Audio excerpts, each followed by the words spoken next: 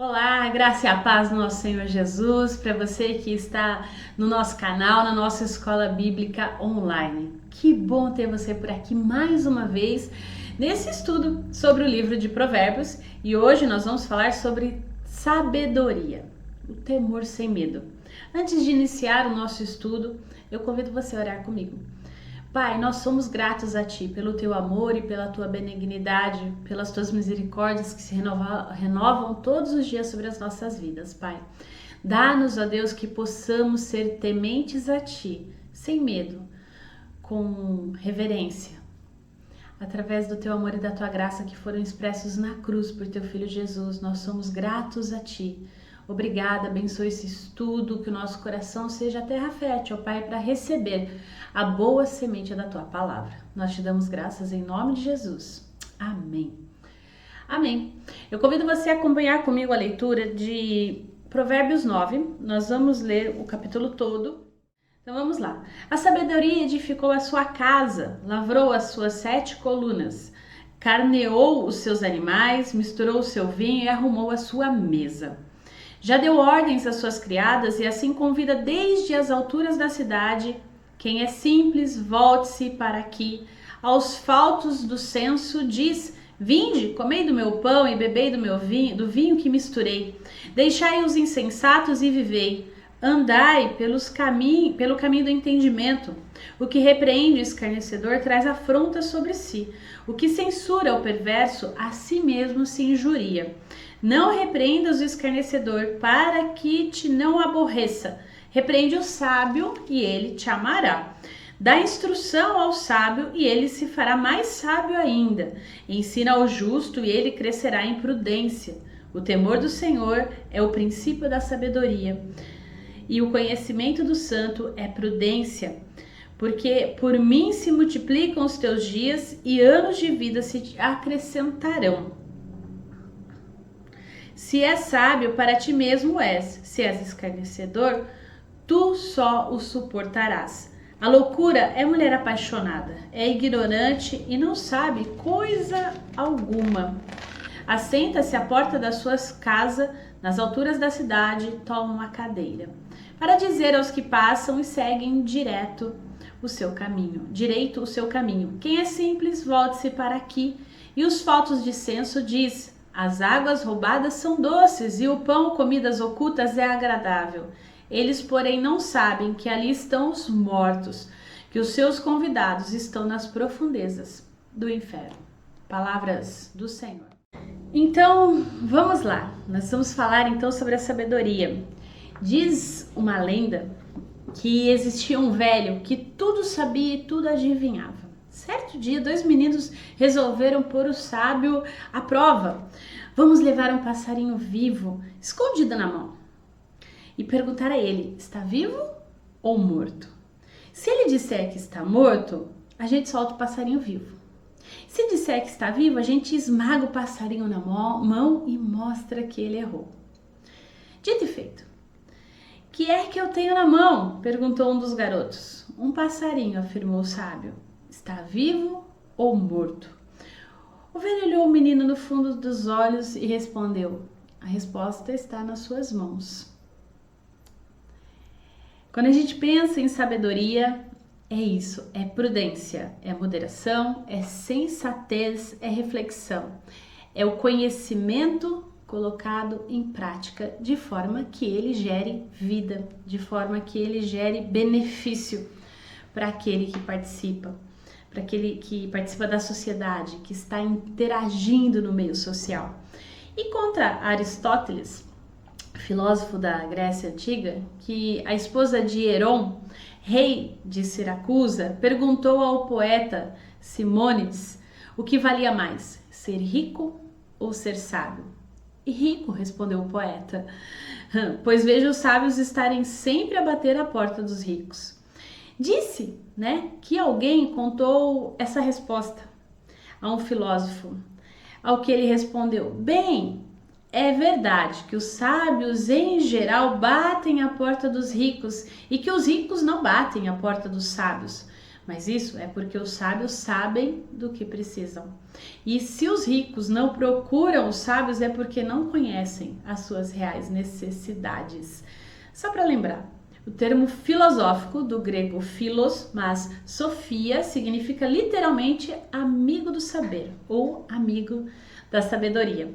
Vale aqui também nós lembrarmos o famoso sonho de Salomão, registrado lá em 1 Reis 3, de 3 a 15, em que o Senhor lhe aparece no sonho e lhe diz: pede-me o que queres e eu te darei. Embora sendo rei, Salomão não pediu riqueza, nem longa vida e muito menos a morte dos seus inimigos, mas sabedoria. E o Senhor lhe disse: eis que faço segundo as tuas palavras, dou-te o coração sábio e inteligente, de maneira que antes de ti não houver teu igual, nem depois te o haverá. A sabedoria é um dos principais temas do livro de Provérbios. Nós vamos procurar conhecer um pouco melhor aqui nessa lição. Nós vemos aqui no nosso texto a personificação. O fato é que esses primeiros 9 capítulos de Provérbios, eles personificam para nós a sabedoria e a loucura. E hoje a gente então vai falar um pouquinho mais sobre a sabedoria em si. Aí vamos lá, a sabedoria em Provérbios. O termo hebraico para sabedoria é okman. Os provérbios, eles foram escritos para cobrir toda uma gama de experiências humanas. E aí, se nós olharmos, nós vamos ver que existem provérbios para várias finalidades.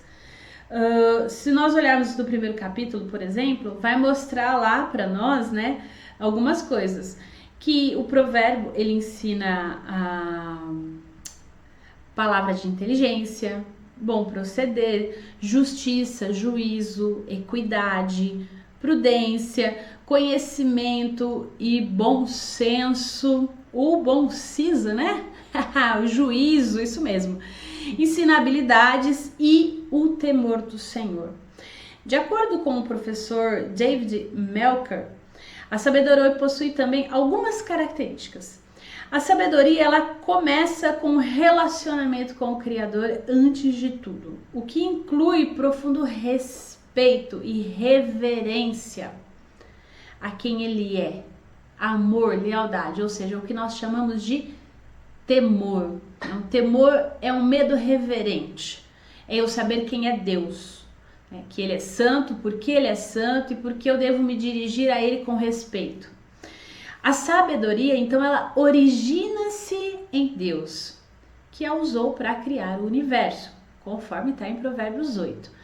As leis morais, então, pensando nesse sentido, governam o universo. Por quê? Porque a criação, ela também reverbera o seu Criador. A sabedoria divina, então, ela atinge o seu auge na pessoa de Jesus. É o que a gente vê em Colossenses 2:3, né? Jesus é a sabedoria encarnada. O ser humano não adquire sabedoria de forma genética. Fosse bom, né? Minha mãe e meu pai sábios, eu ser sábio. Não. O fato é que a sabedoria você aprende com o ensino. E como diria o próprio livro de Provérbios, pela caçada. Eu tenho que buscar, eu tenho que querer. A sabedoria, ela não é uma coisa que ela está necessariamente ligada com a lógica humana. Porque há um primeiro momento, pode ser que a sabedoria não tenha uma lógica explícita, mas ela gera vida. Então, ela não é uma coisa que vai ser, às vezes, tão lógica. Para obter a sabedoria divina, nós precisamos desconfiar do nosso próprio conhecimento. Para quê? Para que nós possamos depositar o nosso saber e o nosso confiar em Deus, naquele que criou todas as coisas. E aí, nesse sentido, então, vamos pensar como se adquire sabedoria. A sabedoria é para qualquer pessoa que deseja. Você quer ser sábio, você precisa querer. Porque a sabedoria de Deus, ela é de quem quer, de quem busca. Só que ao mesmo tempo ela tem um preço, ela não é de graça. E tem uma fonte. Qual é a fonte da sabedoria? É o próprio Deus. um Deus pessoal, um Deus santo, que é justo, que é reto. Então, a sabedoria dada por Deus é dada àqueles que o buscam. Então eu preciso buscar realmente, né, esse Deus, buscar conhecer a sua palavra, buscar ouvir o que ele tem para mim, buscar em oração, ter as disciplinas espirituais, vamos pensar assim, como uma forma de me exercitar na busca da sabedoria. Mas mais do que querer a sabedoria, é querer o autor da sabedoria. Então estar e ter um relacionamento íntimo com Deus, consequentemente nos levará a uma vida sábia. Então, a fonte é o próprio Deus. A sabedoria, ela está reservada para os retos, ou seja, para aqueles que se desviam do mal. Nós já vimos isso um pouco quando nós falamos sobre companhias, mas é bem isso, é desviar, né, da maldade, é não ter prazer na maldade. Nós podemos também falar que a sabedoria, e aí aqui o nosso texto no versículo 10 fala isso, e no primeiro capítulo de Provérbios também, o verso 7, diz que a sabedoria é para os que temem ao Senhor. Então, temer ao Senhor, temer a Deus, o Eterno, o Criador de todas as coisas, Pai, Filho e Espírito Santo, é o princípio de tudo. Nenhum ser humano pode se considerar sábio se não teme ao Criador. Os astrólogos da corte da Babilônia também foram chamados de sábios, se você lembrar lá no livro de Daniel. Mas, ao final, Daniel mostrou quem era o verdadeiro sábio dentre todos. Existe uma sabedoria, um senso comum, né? Vamos pensar assim na humanidade? Existe, né? Existe a experiência humana. Mas é importante a gente entender que a verdadeira sabedoria, ela procede do temor de Deus. Nesse sentido, aquele que é sábio aos seus próprios olhos não obtém a verdadeira sabedoria. Ele pode ter muito conhecimento, saber como aplicar esse conhecimento em dadas circunstâncias. Mas aí resta aquela outra pergunta que eu falei no início. Essa forma de aplicar o conhecimento gera vida, né? No nosso caso, que somos cristãos, glorifica a Deus ou é apenas glória própria? Então, é interessante pensar nisso, porque aquele que confia em si, no seu próprio saber, no seu próprio coração, ele próprio se engana. Por quê? Porque ele acha que sabe demais e aí acaba aprendendo aí o espírito de aprendiz, e quando isso acontece não vai aprender mesmo, porque já sabe, acha que sabe, então acaba não temendo, não tendo essa reverência ao Deus Criador. Outra coisa, o temor do Senhor, então, como princípio da sabedoria. Vamos pensar melhor nisso. O conceito do temor, ele é fundamental para a compreensão do livro de Provérbios. Mas, ao mesmo tempo, talvez seja um dos conceitos mais difíceis, assim, de definir. Porque ele é abstrato, ele é multidimensional, não tem como a gente fugir disso. É um processo, assim, a gente definir o que é esse temor. E aí a gente pode correr o risco de destruir, assim como uma criança que quer descobrir como funciona um bichinho, um sapo, alguma coisa assim, e aí quando vai dissecar, acaba matando e enfim, né? Então assim, a gente pode assim falar um pouquinho sobre o que é temor, mas vai partir de uma experiência própria, de algumas definições. E, acima de tudo, é entender que temor é reverência. É uma reverência que se expressa em forma de submissão à vontade de Deus através de um relacionamento correto com Deus. Nesse sentido, o temor é aceitar pela fé a revelação objetiva de Deus, porque alguém crê que Deus pretende cumprir aquilo que ele promete. Entendendo que esse Deus, ele é criador e ele está acima de todas as coisas, ele é soberano sobre a sua criação e ao mesmo tempo ele opera na sua criação. Ele não deixou o universo a Deus dará, né? Como diz, afinal ele é Deus, né? Não, ele não deixou assim aleatoriamente. Ele sustenta tudo com a sua palavra. E aí por isso que é importante a gente ter esse entendimento para conhecer esse Deus. Afinal, quem é esse Deus que fez todas as coisas, que domina sobre todas as coisas, que mantém tudo então acontecendo sobre o seu comando, sobre a sua voz, e que ao mesmo tempo, assim, nos ama de uma forma incondicional e que preparou o seu Filho Jesus para que nós pudéssemos andar em santidade, porque Ele é um Deus santo. Ele é um Deus santo em que não habita pecado, em que não tem pecado, e nós como pecadores, como a gente busca então esse Deus que está acima da nossa compreensão, se nós não estamos então no mesmo patamar que Ele. Nesse sentido, né, o pecado que habita em nós faz separação. Só que Cristo Jesus, ao se doar na cruz por nós, permite que nós possamos o que agora? Quebrar esse muro. Não nós, mas Cristo, né? Assim o fez. O véu que separava já não separa mais. E aí eu começo a entender que esse temor, ele é uma mistura também de graça e perdão de Deus, que transforma o terror, então, de um Deus que odeia o pecado em reverência.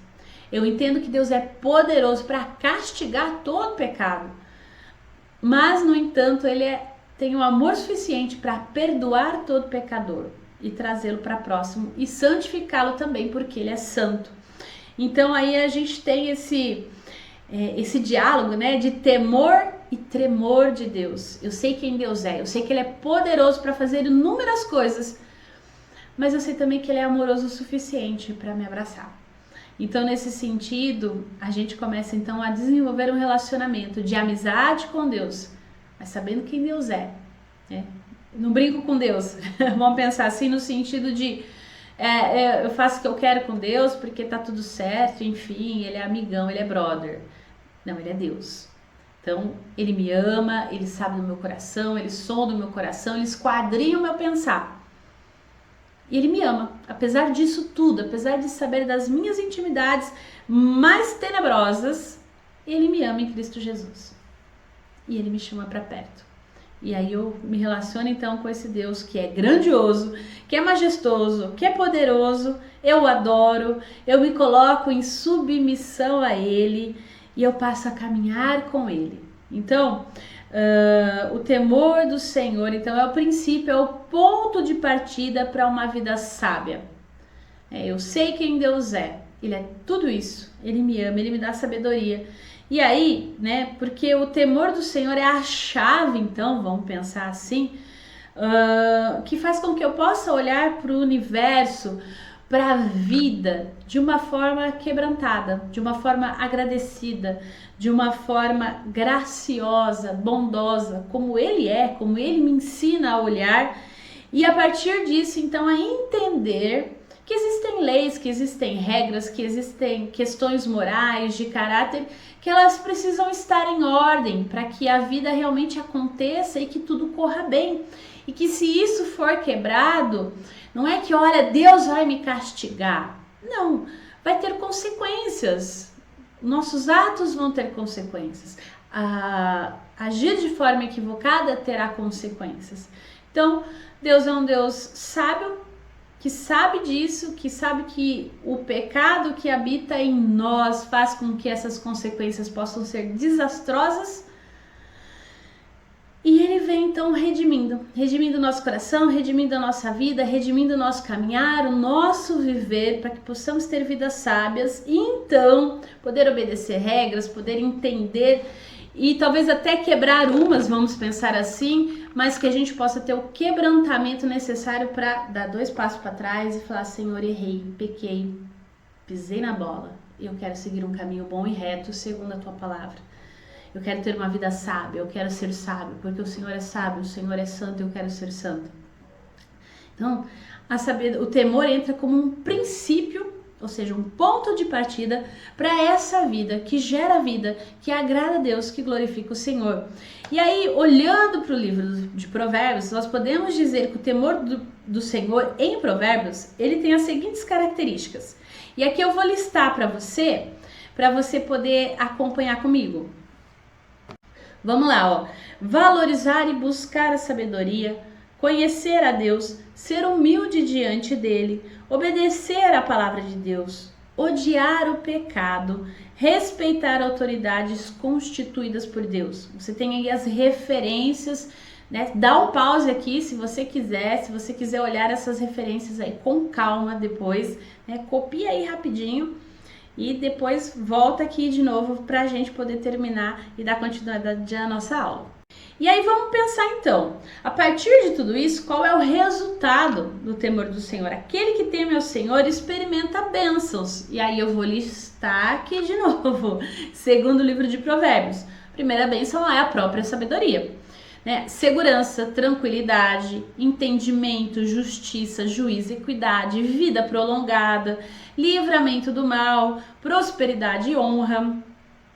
Não sofrer as consequências da morte ou perdição por ter abandonado ao Senhor, não sofrer inquietações, né? Então, você tem aí, leia depois, Gisele, mas eu tenho buscado a Deus, eu tenho agido com sabedoria, eu creio que o Espírito Santo está me iluminando para que assim seja, mas às vezes eu sofro tudo isso. Isso não é uma garantia, é uma bênção que nós podemos ter ou não, eventualmente, né? Mas nós sabemos que viver com sabedoria geralmente traz mais bênção do que maldição. E aí vamos pensar, ó, a sabedoria, vamos fazer aí um contra aí, né? Cabeça dura e mente aberta, pra gente pensar um pouquinho. Esse capítulo que nós lemos aí de Provérbios, ele apresenta então a alegoria, tanto da sabedoria como da loucura. E elas agem, então, como alguém que faz um banquete, no caso da sabedoria, ela prepara um banquete e ela convida as pessoas para se alimentarem do que é oferecido. A loucura não, a loucura senta na porta da cidade, fica lá esperando as pessoas passarem, quando eles chegam empurram eles para a ruína e oferece nada, né? Na verdade, o que ela oferece, no final das contas, é um funeral, que é o funeral da própria pessoa que segue a sabedoria.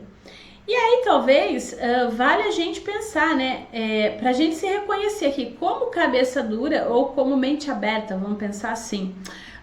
Ele vai falar aí, né, do 7 ao 8, sobre o cabeça dura, vamos pensar assim. E eu vou listar aqui para você de novo. Ele coloca, ó, sofre de hipertrofia do eu, ou seja, acha-se o centro do universo, julga-se o dono da verdade. Quando chega à liderança, age como ditador e se torna perigoso, jamais aceita crítica, tem dificuldade em ouvir conselhos, é vingativo e guarda rancor assim eterno, zomba do que não entende, usa do insulto e da humilhação como armas de defesa, é intolerante com o erro alheio e nunca reconhece seu próprio fracasso.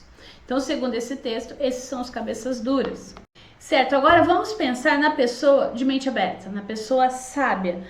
O texto diz pra gente que tudo aquilo que a gente ensina para uma pessoa sábia, então, torna ela mais sábia ainda. E o que você diz para uma pessoa direita aumenta a sabedoria dela. Então, vamos lá. Olha, vamos colocar aqui, né, também, o que o texto diz pra gente que uma pessoa sábia, ela tem. Quem tem a mente aberta, que é uma pessoa sábia, ela ouve e ela observa tudo com atenção. Ela é observadora. Ela aceita os conselhos e também as repreensões feitas com amor.